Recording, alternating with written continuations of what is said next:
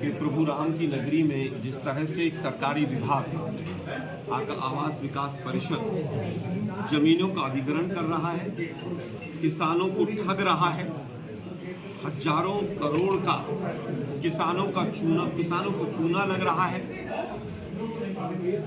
सरकार का स्वयं का विभाग 2013 का जो हमारा भूमि अधिग्रहण कानून है, लैंड एक्विजिशन एक्ट है, संसद से जो पास है, उसकी एक एक प्रावधान में धज्जियां उड़ा रहा है। तमाम कागजों के साथ आज हमने उसका पर्दाफाश करने का प्रयास किया है और हम किसानों की, गरीबों की लड़ाई लड़ने के लिए कांग्रेस पार्टी यहां पर आज मंच पर उपस्थित है।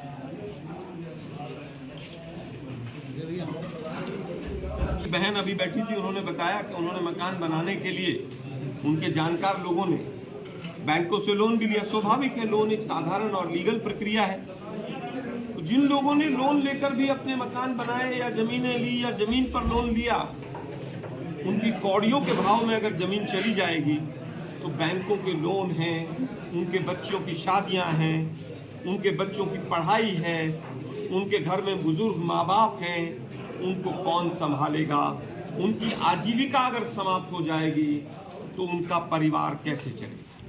आलोक जी, एक सवाल ये था कि अभी तक इस पूरे मामले को सपा नहीं उठाया है। समाजवादी पार्टी के यहाँ के सांसद और पवन पांडे पूर्व मंत्री थे, उन्होंने कई प्रेस की। पहली बार कांग्रेस ने प्रमुखता से इस तरह से पत्रकार वार्ता करके मामले को रखा है। तो ये अगर मुद्दा है, बड़ा मुद्दा है अयोध्या का, तो इसको कहाँ तक ले जाएगी कांग्रेस? देखिए, मैंने कहा स्वयं भी, ये पार्टी का विषय नहीं है किसने कब उठाया नहीं उठाया। अच्छी बात है सपा के सांसद महोदय ने या किसी और ने भी उठाया। हमने पूरा रिसर्च किया, जैसा कि आप लोगों को हमने दिखाया, तमाम कागज हमने एकत्रित किए। ये बहुत बड़ा मुद्दा। आप 5 लाख 6 लाख रुपए विश्व में एक जमीन लेते हैं और उसको करोड़ों रुपए विश्व में बेच रहे हैं।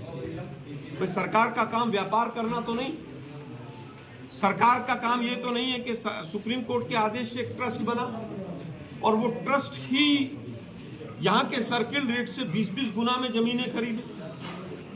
अनैतिक भी है, अलोकतांत्रिक भी है, अवैधानिक भी है।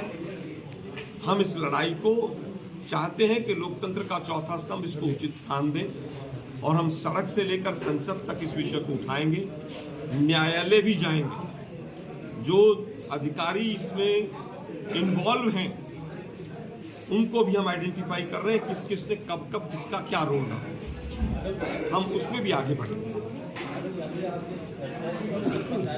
आज भूल करता धरता है।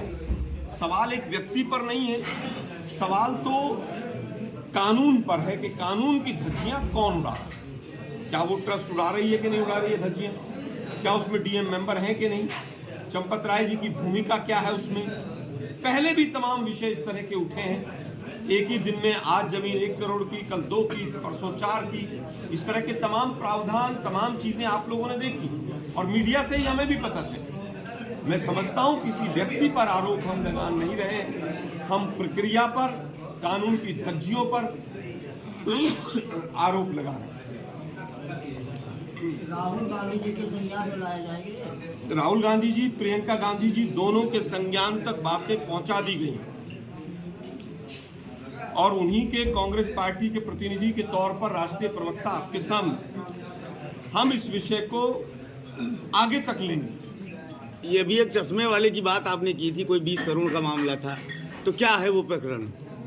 देखिए, मैं समझता हूं कि कुछ रजिस्ट्रियां हैं और पत्रकार बंधुओं को भी जाके निकालनी चाहिए कि भाई ट्रस्ट की रजिस्ट्रियां किस किस रेट पर हुई हैं, क्या वो सर्किल रेट पर हुई हैं, ज्यादा पर हुई हैं। हमारा सवाल है कि अगर जमीन की कीमत सर्किल रेट ज्यादा है तो आप सर्किल रेट बढ़ाइए ताकि किसानों को मुआवजा ज्यादा मिल सके सर्किल रेट के अनुसार, और अगर वहां पर कीमत ज्यादा नहीं है तो ट्रस्ट फिर सर्किल रेट से 20 गुना जमीन पर जमीन क्यों खरीद रहा है? तो हमारा सवाल ये है। एक एनआरआई से मेरे पति की मृत्यु कोरोना से 2021 में हो गई थी, 5 मई को। उसके बाद वो बीएसएनएल में जेल हुए थे, उनकी नौकरी भी मुझे नहीं मिली, ना ही मुझे कोई पेंशन मिल रहा है। LIC के बच्चे खुद पैसे जोड़ करके, मेरे 2 बच्चे हैं, मेरी एक बेटी भी 8 साल की और 12-13 साल का बेटा है, और वो मैंने पैसे जमा करके सब एक जमीन खरीदी नवाजपुर माधा में, 1.5 बीघा जमीन है मेरी। मैंने सोचा था भविष्य में या तो घर बना लूंगी या इनसे 4 पैसे जोड़ के भविष्य में कुछ पैसे पड़ जाएंगे तो अपनी बेटी की पढ़ाई लिखाई उसकी शादी ब्याह करूंगी। पर आवास विकास परिषद कह रही कि ये जमीन अब आपको नहीं मिलेगी, योजना में चली गई है। अब मैं मेरे बच्चों का भविष्य क्या होगा? ना मेरे पास कोई आय का कोई स्रोत नहीं है। मेरा जीवन भर का पूंजी जो मेरे हस्बैंड छोड़ के गए थे वही जमीन है मेरे पास। मैं अब क्या करूंगी? मेरे बच्चों का भविष्य क्या होगा?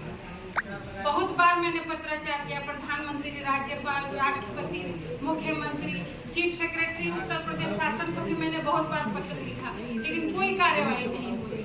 सब जगह एक ही बात आवास विकास परिषद करते हैं, आप कुछ भी कर लो, आपकी जमीन चाहिए और मुझे मेरी जमीन वापस नहीं की जा रही है। मैं क्या करूं? मैं बहुत चिंतित हूं। मेरे बच्चों का भविष्य क्या है? जो मैं इस अपनी धरती के लिए दे सकता था नहीं दे पाऊंगा, उसका जिम्मेदार कौन होगा? आवास विकास होगी कि इस प्रदेश की नृशंस और पूर्ण सत्ता होगी?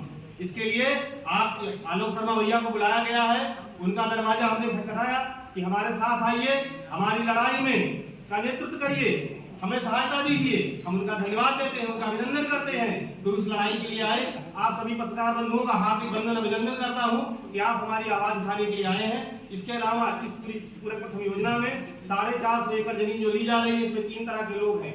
कहने के बाद